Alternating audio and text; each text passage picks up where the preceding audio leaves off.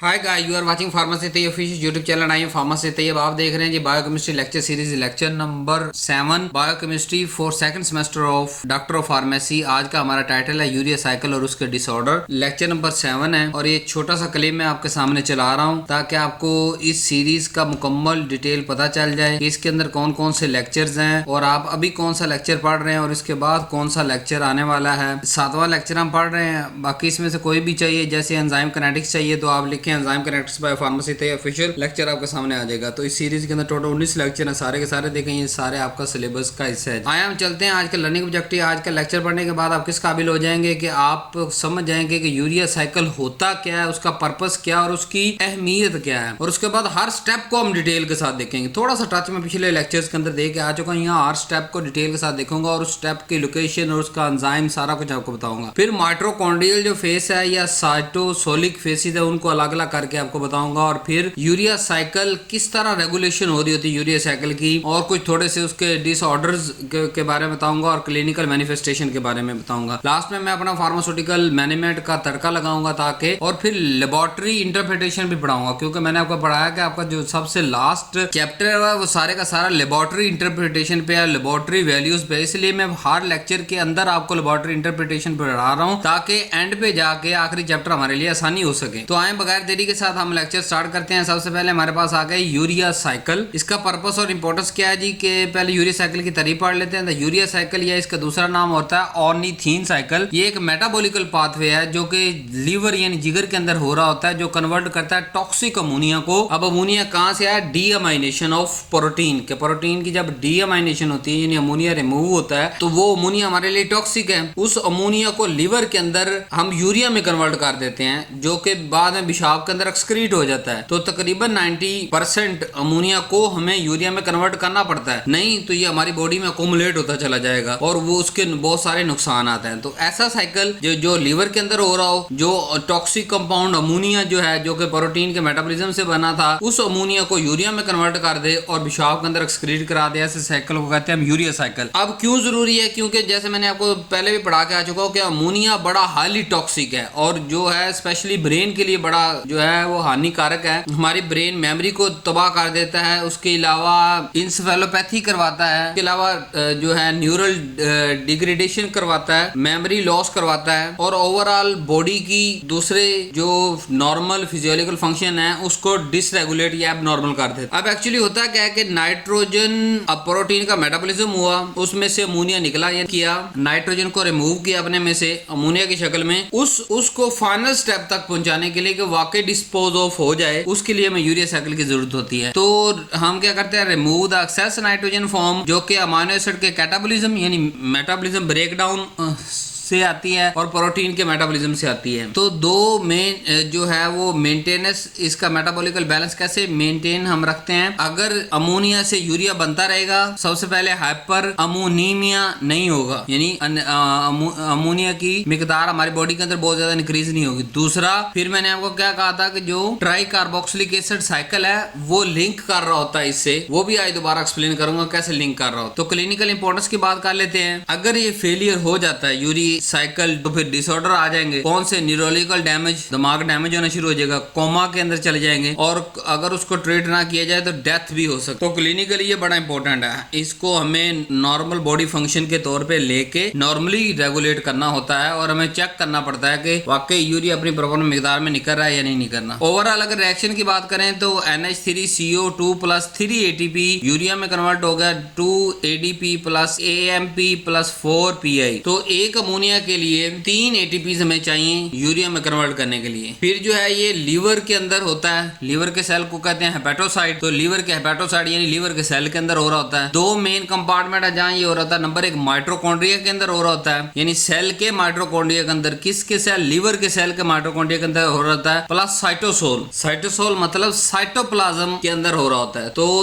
Liver के cell की दो जगह भी ये साइकिल हो रहा होता है। नंबर 1 कुछ चीजें इसका माइटोकॉन्ड्रिया के अंदर होगा यानी कि लीवर सेल के ही माइटोकॉन्ड्रिया के अंदर, और कुछ जो है वो साइटोसोल यानी कि लीवर सेल के साइटोप्लाज्म के अंदर हो रहा होगा। सबसे पहले स्टेप नंबर 1 की बात करते हैं। पहले स्टेप पे क्या होता है जी, formation of carbamoyl phosphate. Enzyme कौन सा चाहिए हमें, कार्बामोइल फॉस्फेट सिंथेज या CPS1 भी से कह देते हैं। और ये माइटोकॉन्ड्रिया में ये रिएक्शन हो रहा होता है। रिएक्शन क्या होता है, NH3 + CO2 + 2 ATP और कार्बामोइल फॉस्फेट बनता है। इसके लिए हमें एज ए एक्टिवेटर चाहिए होता है जो कि एंजाइम को एक्टिवेट करता है। कार्बामोइल फॉस्फेट सिंथेज 1 को एक्टिवेट फॉर्म में लाने के लिए N-एसिटाइल ग्लूटामेट एक एक्टिवेटर चाहिए होता है। तो ये एक्टिवेटर चाहिए, माइटोकॉन्ड्रिया के अंदर हो रहा है। और carbamoyl phosphate synthase 1 as a enzyme चाहिए होता है। और क्या रिएक्शन हो रहा था, अमोनिया + CO2 + 2 ATP, तो कार्बामोइल फॉस्फेट बन जाता है। दूसरे स्टेप पे सिट्रोलिन फॉर्मेशन। अब ये ऑर्निथीन ट्रांस कार्बामोइलेज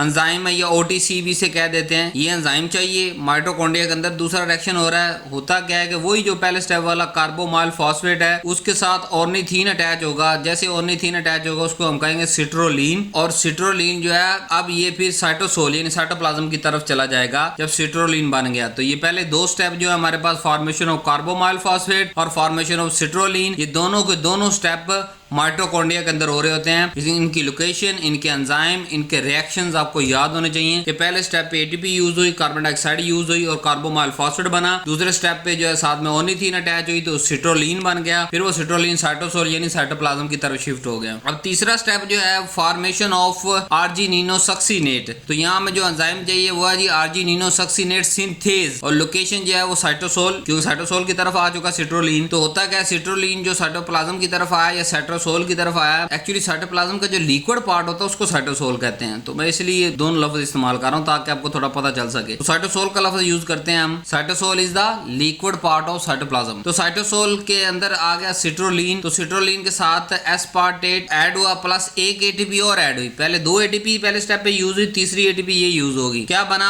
आर्जिनिनोसक्सिनेट। चौथे स्टेप पे क्या होता है, फॉर्मेशन ऑफ आर्जिनिन। यहाँ में कौन सा एंजाइम चाहिए, आर्जिनिनोसक्सिनेट लाइएज। ये भी साइटोसोल के अंदर हो रहा होता है। और रिएक्शन कैसे होता है, आर्जिनिनोसक्सिनेट से आर्जिनिन अलग हो जाता है प्लस फ्यूमारेट हो जाता है। अब ये जो फ्यूमारेट है ये ट्राई कार्बोक्सिलिक एसिड साइकिल के अंदर, ये करब साइकिल के अंदर इंटर हो जाता है। तो अब कोरिलेशन समझ आ रहा है, कहां से इसका इंटरमीडिएट कहां इंटर हो गया, ट्राई साइक्लिक कार्बोक्सिलिक एसिड के अंदर इंटर हो गया, करब साइकिल के अंदर इंटर हो गया फ्यूमारेट। बट आर्जिनिन को हम आगे लेके चलेंगे। तो स्टेप 1 और 2 किसके अंदर हुआ, माइटोकॉन्ड्रिया के अंदर हुआ। स्टेप 1 पे 2 ATP यूज हुई, कार्बामोइल फॉस्फेट बना। स्टेप 2 पे जो है कोई ATP यूज नहीं हुई, माइटोकॉन्ड्रिया के अंदर हुआ और सिट्रोलिन बन गई। वो सिट्रोलिन साइटोसोल के अंदर आ गई। स्टेप 3 के अंदर जो है सिट्रोलिन से आर्जिनिनोसक्सिनेट बना। फिर चौथे स्टेप पे जो है वो आर्जिनिनोसक्सिनेट से आर्जिनिन प्लस फ्यूमारेट बन गया। और ये फ्यूमारेट कहां मूव कर गया, ट्राई कार्बोक्सिलिक एसिड साइकिल की तरफ शिफ्ट हो गया और आर्जिनिन हमारे पास आ गई। यहाँ तीनों की तीनों ATP यूज हो चुकी हैं। 2 ATP पहले स्टेप पे, तीसरी ATP तीसरे स्टेप पे। अब आगे पांचवें स्टेप की बात करते हैं, फॉर्मेशन ऑफ यूरिया। यहाँ हमें एंजाइम चाहिए आर्जिनेस, और ये साइटोसोल के अंदर हो रहा होता है। रिएक्शन इसका क्या है जी, आर्जिनिन कन्वर्ट होता है यूरिया प्लस ऑर्निथीन के अंदर, और ये ऑर्निथीन दोबारा मेटाबॉलिज्म में चला, माइटोकॉन्ड्रिया में चला जाता है और वहां जाके फिर दोबारा एक नए साइकिल के अंदर हिस्सा बन जाता है। हमने ये रिएक्शन बार बार यानी कि ऑर्निथीन कहां पे हमने स्टेप नंबर 2 पे यूज किया था ना, तो ये ऑर्निथीन बार बार नए साइकिल के अंदर शिफ्ट हो जाता है, यानी कि 2 स्टेप पे आगे ऐड होता है और 5वें स्टेप पे ये ऑर्निथीन रिलीज होकर वापस माइटोकॉन्ड्रिया में चला जाता है। और जैसे स्टेप 2 होने लगता है फिर ऑर्निथीन ऐड हो जाता है, फिर ये ऑर्निथीन का मॉलिक्यूल रिलीज होकर चला जाता है। फिर तो ये ऑर्निथीन बार बार इस्तेमाल हो रहा है, यानी माइटोकॉन्ड्रिया के अंदर जाके अटैच होता है कंपाउंड के साथ, और फिर साइटोसोल के अंदर आके स्टेप नंबर 5 पे ऑर्निथीन अलग हो जाता है, यूरिया अलग हो जाता है। ये यूरिया जो है वो एक्सक्रीट हो जाएगा और ऑर्निथीन दोबारा जाके यूज हो जाएगा। साइकिल इस तरह फिर कंटिन्यू रहता है। तो अब आपको थोड़ा सा मैं डिफरेंशिएट, जैसे मैंने आपको कहा था, कर दूं कि पहले 2 स्टेप जो थे वो माइटोकॉन्ड्रिया फेज थे, दोनों माइटोकॉन्ड्रिया के अंदर हो रहे थे। किसके माइटोकॉन्ड्रिया, लिवर सेल के माइटोकॉन्ड्रिया के अंदर या हेपेटोसाइट के माइटोकॉन्ड्रिया के अंदर। तीसरा, चौथा और 5वां जो स्टेप है वो हो रहा है साइटोसोल के अंदर। की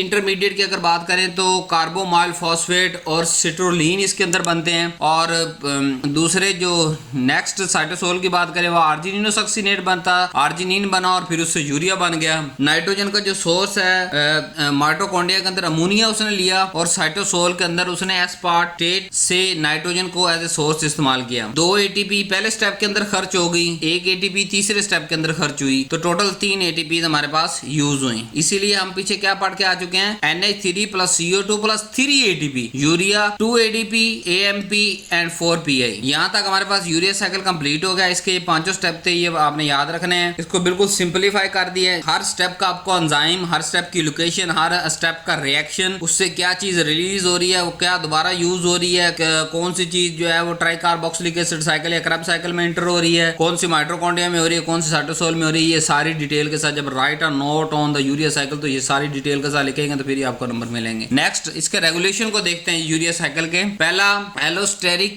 रेगुलेशन के एक्टिवेशन और डीएक्टिवेशन के हिसाब से देखते हैं। तो एक्टिवेशन के लिए एक ही चीज मैंने आपको पढ़ाई, CPS1, यानी जो हमारे पास कार्बोमाइल फॉस्फेट सिंथेज 1 था, उसके लिए एक्टिवेशन के लिए एक्टिवेटर चाहिए N-एसिटाइल ग्लूटामेट स्टेप 1 के अंदर। तो अगर ये एक्टिवेटर नहीं होगा, क्या ये साइकिल चल सकेगा? नहीं चल सकेगा। तो इसका मतलब क्या हुआ कि जो N-एसिटाइल ग्लूटामेट है, ये होना बड़ा जरूरी है। अगर ये हमारी बॉडी में होगा तो ये एंजाइम को एक्टिवेट करेगा CPS1 को, और वो यूज होगा पहले रिएक्शन के अंदर, और फिर ये यूरिया साइकिल पूरा स्टार्ट हो जाएगा। अब जितनी इसकी ज्यादा सिंथेसाइज होगी, उतनी आर्जिनिन ज्यादा बनेगी, और उतनी जो है वो प्रोटीन इनटेक हम ज्यादा कर सकते हैं। क्योंकि जितनी प्रोटीन इनटेक ज्यादा करेंगे, उतना उसका साइकिल हमें ज्यादा हमारी बॉडी को चलाना पड़ेगा, जो प्रोटीन के अंदर मौजूद नाइट्रोजन उसको रिमूव करने के लिए। दूसरा सबस्ट्रेट अवेलेबिलिटी, कि जो चीजें हैं वो मौजूद भी होना जरूरी है, जैसे अमोनिया और एस्पार्टेट। अगर ये दोनों चीजें मौजूद नहीं है एज ए सबस्ट्रेट, तो रिएक्शन कैरी आउट नहीं हो सकता। तो अगर दोनों चीजें बहुत ज्यादा मिकदार में, अमोनिया बहुत ज्यादा मिकदार में मौजूद है या एस्पार्टेट बहुत ज्यादा मिकदार में मौजूद है, या दोनों बहुत ज्यादा मिकदार में मौजूद है, तो ये साइकिल की स्पीड जरा फास्ट हो जाती है, इसका साइकिल का रेट जरा तेज हो जाता है। फिर एंजाइम इंडक्शन, के हाई प्रोटीन अगर डाइट खाएंगे ना, तो ज्यादा से ज्यादा एंजाइम बनेगा हमारी बॉडी के अंदर। और अगर हम स्टारवेशन की तरफ चले जाएंगे, तो स्टारवेशन के अंदर क्या होता है, उसके अंदर भी प्रोटीन ब्रेकडाउन बहुत ज्यादा हो रही होती है। ज्यादा खाने से भी प्रोटीन की ब्रेकडाउन ज्यादा हो रही है, और ज्यादा भूखा रहने से, भूखा कैसे, हमारी बॉडी में से जो है वो प्रोटीन का काट ऑफ स्टार्ट हो जाता है। तो उसको भी लीवर नहीं करना है ना, उसको भी मैं पढ़ा के आ चुका हूँ। यूरिया साइकिल सारा लीवर ने बेचारे ने चलाना है। तो दोनों कंडीशन के अंदर, यानी जब हाई प्रोटीन डाइट ले रहे हैं, तब भी एंजाइम की सिंथेसिस बहुत ज्यादा हो जाएगी, और जब हम स्टारवेशन यानी फाके की तरफ जाएंगे, तब हमारी बॉडी के अंदर मौजूद जो प्रोटीन होगी, उसको भी यूरिया साइकिल की एक्टिविटी फास्ट करनी पड़ेगी, ताकि वो जो एक्स्ट्रा प्रोटीन डाइजेस्ट हो रही है, उसके नाइट्रोजन को रिमूव करने के लिए। मेजर डिसऑर्डर की बात कर लेते हैं जी, कि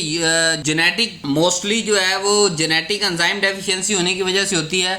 अगर ऐसा हो जाए जेनेटिक एंजाइम डेफिशिएंसी, तो क्या होगा, अमोनिया डिटॉक्सिफिकेशन इंपेयर हो जाएगी, कि अमोनिया डिटॉक्सिफाई नहीं हो पाएगा, हमारी बॉडी के अंदर अकोमुलेट होना शुरू हो जाएगा, जो कि हमारे न्यूरल सिस्टम को डैमेज करेगा, हमारे ब्रेन को डैमेज करेगा, कोमा के अंदर लेके जाएगा, और अगर ट्रीट नहीं करेंगे तो डेथ की तरफ ले जाएगा। पहला था CPS1 डेफिशिएंसी, के जो पहले स्टेप के अंदर जो एंजाइम इस्तेमाल हो रहा है हमारे पास, carbamoyl phosphate synthase 1। Carbamoyl phosphate synthase 1 अगर ना बने तो फिर सीवियर हाइपोअमोनीमिया हो जाएगा, और जो है कार्बोमाइल फॉस्फेट फॉर्मेशन नहीं होगी, पहला स्टेप ही नहीं बनेगा, तो क्या पूरा यूरिया साइकिल चलेगा? नहीं चलेगा। ऑर्निथीन ट्रांसकार्बामाइलेज डेफिशिएंसी, अगर दूसरा एंजाइम ये वाला जो है, ये किसकी कमी होगी, तो क्या होगा, कार्बोमाइल फॉस्फेट बॉडी के अंदर बहुत ज्यादा जो है वो जमा होना शुरू हो जाएगा, क्योंकि इससे पहले कार्बोमाइल फॉस्फेट बन चुका है। अब इसको आगे कार्बोमाइल फॉस्फेट को आगे कन्वर्ट करना था, वो एंजाइम मौजूद नहीं है, उसकी डेफिशिएंसी है। तो ओरेटिक एसिड की मिकदार हमारी बॉडी में बढ़ना शुरू हो जाएगी, जो कि डिफरेंट टॉक्सिसिटी की तरफ ले जाएगी। आर्जिनिनोसक्सिनेट सिंथेज डेफिशिएंसी अगर हो जाएगी, तो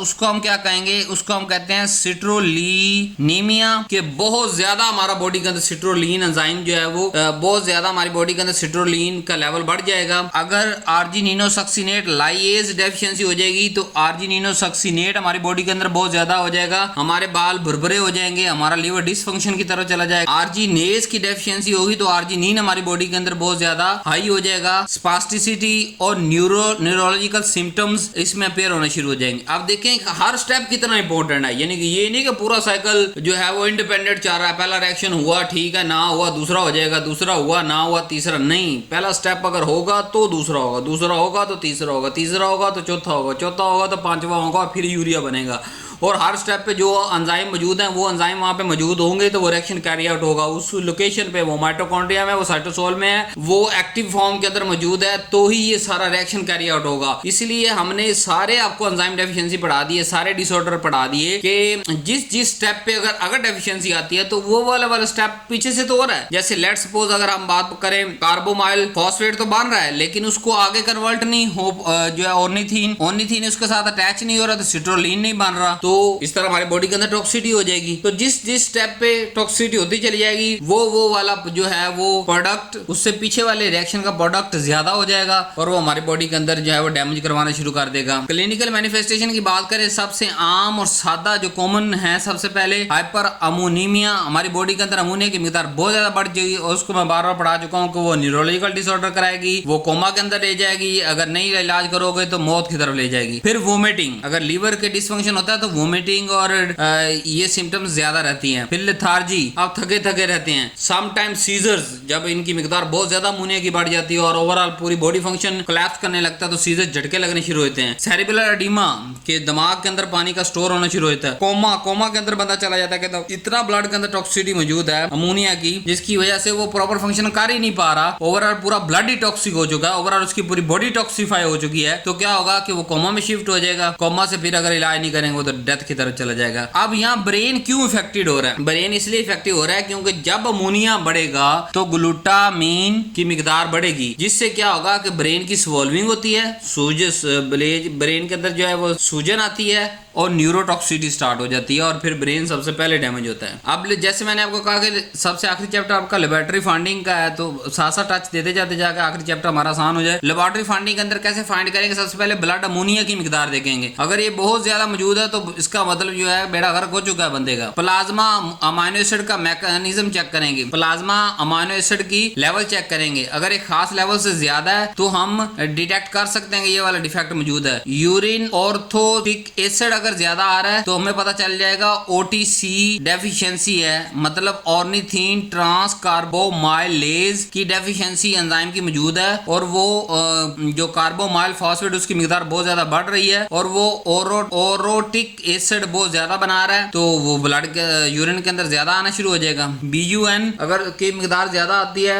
उसका मतलब जो है कि यूरिया नहीं बन रहा। अच्छा, इसकी हमारे पास एग्जांपल क्या है? जैसे मैंने आपको बताया कि अगर ओटीसी एंजाइम ऑर्निथीन ट्रांस कार्बोमाइलेज की डेफिशिएंसी जब होगी तो क्या होता है कि अमोनिया की मिकदार बढ़ जाती है और ओरोटिक एसिड की मिकदार भी बढ़ जाती है, जिससे हम फाइनलाइज कर सकते हैं कि अच्छा ओटीसी वाला एंजाइम डेफिशिएंसी है। इसी तरह बाकी सारे प्रोडक्ट जो मतलब जिसकी टॉक्सिसिटी आ रही है उसको देखेंगे, इसको कैरी आउट करवाने के लिए कौन सा एंजाइम मौजूद नहीं था, तो जो ये आगे कैटेगरी जो है वो स्टेप फॉरवर्ड नहीं हो सका, कौन सी चीज की कमी थी। तो इस तरह हम लेबोरेटरी डायग्नोसिस से हम फाइंडिंग कर सकते हैं कि इसको किस लेवल पे डैमेज आ रहा है और उसकी सीवियरिटी कितनी हो सकती है। फिर मेरा लास्ट जो फार्मास्यूटिकल टच मैं देता हूँ हर चीज की टॉपिक के अंदर, ताकि अभी आप समझ सकें ये टॉपिक आपके लिए पढ़ना कितना जरूरी है। इंटरमीडिएट ट्रीटमेंट की अगर बात करें तो इमरजेंसी के अंदर हम क्या करते हैं, सबसे पहले सीवियर केस के अंदर अमोनिया को कम करो तो हीमोडायलिसिस स्टार्ट करवा देते हैं और प्रोटीन उसका टेम्परेरी ब्लॉक कर देते हैं। ड्रग थेरेपी की अगर बात करें तो अमोनिया स्क्रैवेंजेस देते हैं, sodium benzoate, sodium phenyl butyrate, तो बाइंड करता है नाइट्रोजन को और जो है वो एक्सक्रीट करवाता है यूरिया के अंदर, यानी जो हमारा नाइट्रोजन एक्स्ट्रा मौजूद है उसको अपने साथ ये बाइंड करेगा और यूरिया के यूरिन के अंदर जो है यूरिन के अंदर पेशाब के अंदर एक्सक्रीट करवा देता है। तो हम अमोनिया स्क्वैवेंजेस देते हैं बाहर से, जैसे sodium bicarbonate, sodium phenyl butyrate, तो इससे भी जो है वो वक्ती तौर पे सहारा मिल जाता है अगर यूरिया साइकिल नहीं चल रहा। तो आर्जिनिन सप्लीमेंट तो help drive the urea cycle, अगर आर्जिनिन की सप्लीमेंट की कमी आ रही है, स्पेशली ओटीसी डेफिशिएंसी या एएसएस डेफिशिएंसी, तो हम जो है वो बाहर से देना शुरू कर देते हैं। प्लस लैक्टुलोज देते हैं, जिससे क्या होता है कि अमोनिया की जो अब्जॉर्प्शन है गट के अंदर वो रिड्यूस हो जाए, यानी लैक्टुलोज साथ में इस्तेमाल करवाना शुरू कर देते हैं ताकि अमोनिया की ओवरऑल अब्जॉर्प्शन ना हो सके और जब वो फिर लीवर फंक्शन को वो डिस्टर्ब नहीं करेगा। डाइटरी मैनेजमेंट की अगर बात करें तो लो प्रोटीन डाइट और एसेंशियल अमाइनो एसिड सप्लीमेंट हम देना शुरू कर देते हैं। अगर उसकी लो प्रोटीन डाइट है तो हम एसेंशियल अमाइनो एसिड के सप्लीमेंट देना शुरू कर देते हैं ताकि मैनेज हो सके उसका काम कम। और लेकिन अगर बहुत ज़्यादा सीवियर केस हो फिर लीवर ट्रीटमेंट कराना जो है, इसको ट्रांसप्लांटेशन करानी पड़ जाती है, लीवर को जो है वो दोबारा नया लीवर डालना पड़ जाता है जी। तो जिस हद तक सीवियरिटी है उस हिसाब से हम चलेंगे ना। अगर किसी मतलब डाइटरी में खुराक की कमी है तो खुराक वाली चीज दे देंगे। अगर हम वेंजीज देना चाहते हैं यानी कि अमोनिया को, चलो वो काम नहीं कर रहा तो अमोनिया सोडियम बेंजोएट और सोडियम फिनाइल ब्यूटारेट दे दो, तो ये क्या करेगा, नाइट्रोजन को बाइंड करेगा, यूरिन के अंदर एक्सक्रीट करा देगा। नहीं तो जनाब इलेक्ट्रोलोज का इस्तेमाल बहुत ज्यादा कराओ ताकि चलो पहले वाला तो ओका सोका वो निकाल ही रहा है तो गट से और अमोनिया अब्जॉर्ब होकर अंदर ना जाए, क्योंकि डाइजेशन तो गट के अंदर ही हो रही है ना सारी प्रोटीन की डाइजेशन। तो यहाँ से अमोनिया ने अब्जॉर्ब होना होता है, तो यहाँ से अमोनिया की अब्जॉर्प्शन रोकेंगे ताकि ब्लड के अंदर अमोनिया की कमी आ जाए। इस तरह जिस स्टेप पे डिफेक्ट आएगा उस स्टेप के मुतालिक हम जो है वो मेजर लेंगे। क्लिनिकल कोरिलेशन की बात करें तो हाइपर अमोनीमिया के ये क्या होता है, ये एक मेडिकल इमरजेंसी है और इसका जितना अर्ली डायग्नोज हो उतना ही हम उस पेशेंट का ब्रेन बचा सकते हैं, उसको डेथ से थोड़ा दूर कर सकते हैं। नियोनेटल ऑनसेट की अगर बात करें तो सिम्टम जो है वो 24 से 72 घंटों के अंदर भी अपेयर होना शुरू हो सकती है और फिर जो है ऐसा वो सीवियरिटी की लेवल की तरफ चली जाएगी अगर हम उसको रिकॉग्नाइज नहीं करें। तो उम्मीद है आपको लेक्चर मैंने शॉर्ट रखा है लेकिन बहुत इंटरेस्टिंग बनाने की कोशिश की है, आपको इंटरेस्टिंग लगा होगा। सबसे लास्ट पे यही रिक्वेस्ट कि बुक अवेलेबल है बायोकेमिस्ट्री सेकंड सेमेस्टर की। 2 तरीके हैं, या व्हाट्सएप पे रब्ता करें, सारा प्रोसीजर आपको समझा दिया जाएगा, या वो वेबसाइट पे जाकर ऑर्डर करें, उसका स्क्रीनशॉट बना के इस व्हाट्सएप नंबर पे सेंड करें, पेमेंट करें और 2 मिनट के बाद आपके फ़ोन के अंदर आपकी बुक आपको नजर आना शुरू हो जाएगी। लास्ट में वही रिक्वेस्ट कि चैनल को सब्सक्राइब करें, वीडियो को लाइक करें और शेयर कहीं फेसबुक, इंस्टाग्राम, लिंक्डइन कई जगह करने की जरूरत नहीं है। सिर्फ और सिर्फ आपने अपने फ्रेंड सर्कल के अंदर, आप सेकंड सेमेस्टर के, तो सेकंड सेमेस्टर के बच्चों के साथ ये जो है वो अपने कोलीग्स के साथ अपने व्हाट्सएप ग्रुप्स के अंदर लाजमी शेयर करें। ये इस लेक्चर की आपसे फीस चार्ज की जा रही है कि अगर आप लेक्चर सुनते हैं, एंजॉय करते हैं, पसंद करते हैं और उसके बाद शेयर कर देते हैं तो समझे आपने इस लेक्चर की पेमेंट कर दी है। तो इसके लिए थैंकिंग इन एडवांस। उम्मीद है लेक्चर आपको पसंद आया होगा। इंशाल्लाह नेक्स्ट लेक्चर के अंदर मुलाकात होती है नीचे वाले लेक्चर के अंदर। अल्लाह हाफिज़।